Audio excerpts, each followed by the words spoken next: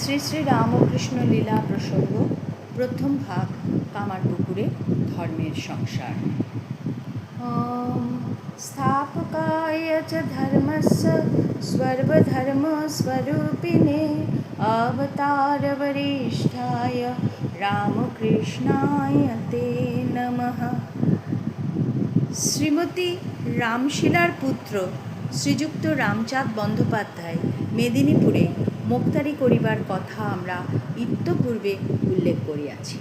ব্যবসায় সূত্রে ইনি ক্রমে মেদিনীপুরে বাস করিয়া বেশ 2 পয়সা উপার্জন করিতে লাগিলেন। তখন মাতুলদিগের দুরবস্থার কথা স্মরণ করিয়া ইনি শ্রীযুক্ত ক্ষুদিরামকে মাসিক 15 টাকা এবং নিধিরাম ও কানাইরামের প্রত্যেককে মাসিক 10 টাকা করিয়া সাহায্য করিতে লাগিলেন।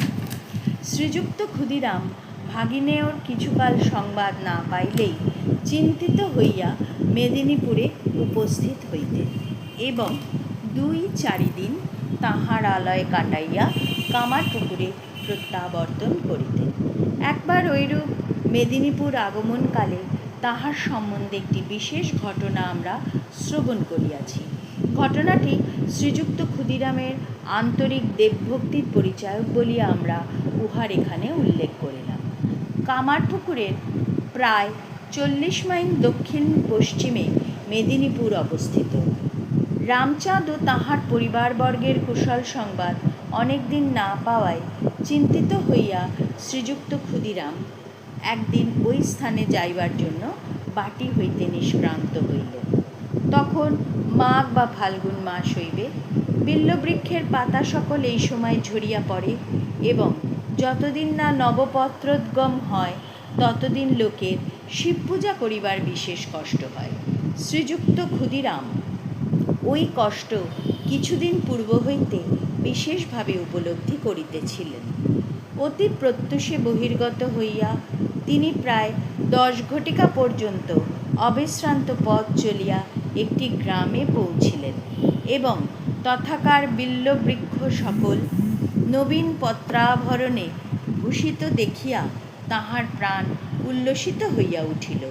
তখন মেদিনীপুর যাইবার কথা এককালে বিস্মৃত হইয়া তিনি গ্রাম হইতে একটি নূতন ঝুড়ি ও একখানি গামছা ক্রয় করিয়া নিকটস্থ পুষ্করিণীর জলে বেশ করিয়া ধৌত করিলেন। পরে নবীন বিল্লপত্রে ঝুড়িটি পূর্ণ করিয়া ভিজা গামছাখানি উহার উপর চাপা দিয়া অপরাহ্ন প্রায় 3 ঘটিকার সময় কামারপুকুরে আসিয়া উপস্থিত হইলেন। বাটি পৌঁছিয়াই শ্রীযুক্ত ক্ষুদিরাম স্নান সমাপন পূর্বক ওই পত্র সকল লইয়া মহানন্দে মহাদেব ও শীতলা মাতার বহুক্ষণ পর্যন্ত পূজা করিলেন। পরে স্বয়ং আহারে বসিলেন। শ্রীমতী চন্দ্রাদেবী তখন অবসর লাভ করিয়া তাহাকে মেদিনীপুর না যাইবার কারণ জিজ্ঞাসা করিলেন ও আদ্যপ্রান্ত সকল কথা শ্রবণ করিয়া বিল্লপত্রে দেবার্চনা করিবার লোভে এতটা পথ অতিবাহিত করিয়াছেন জানিয়া যার পরনাই বিস্মিতা হইলেন। পরদিন প্রত্যুষে শ্রীযুক্ত ক্ষুদিরাম পুনরায় মেদিনীপুর যাত্রা করিলেন। ওম শান্তি শান্তি শান্তি।